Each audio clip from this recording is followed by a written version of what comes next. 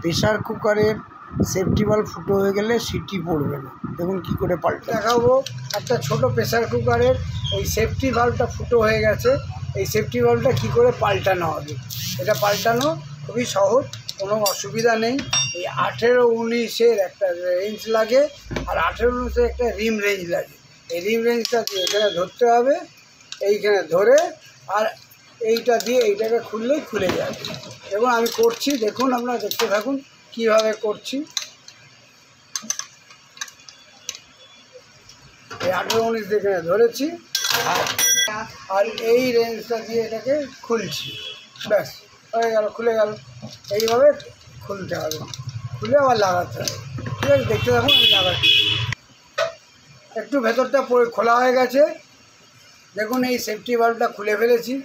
এটা safety valve ছিল, ফুটো হয়ে গেছে, এটা ফুটো, এটা পাল্টাবো।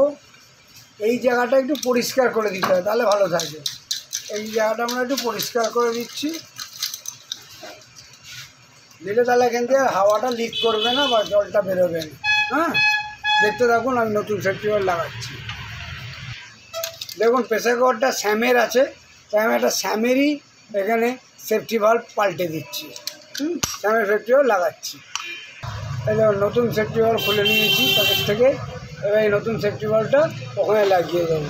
সেফটি ভালভটা লাগিয়ে দিয়েছি, আবার ওইভাবেই রেঞ্জ দিয়ে ধরে আর এই দিয়ে টাইট করে দেবো, ব্যাস তাহলেই হয়ে যাবে, লাগানো কমপ্লিট হয়ে যাবে। এইভাবে আপনারাও বাড়িতে এই সেফটি ভালভ পাল্টাতে পারেন। হ্যাঁ, আজকে এখানে এই ভিডিওটা শেষ করছি। আপনারা সকলে ভালো থাকবেন, সুস্থ থাকবেন। আর আমার এই ভিডিও চ্যানেল যদি আপনাদের ভালো লাগে তাহলে লাইক করুন, সাবস্ক্রাইব করুন। আমি ভালো ভালো জিনিস আপনাদের দেখাতে থাকবো। নমস্কার।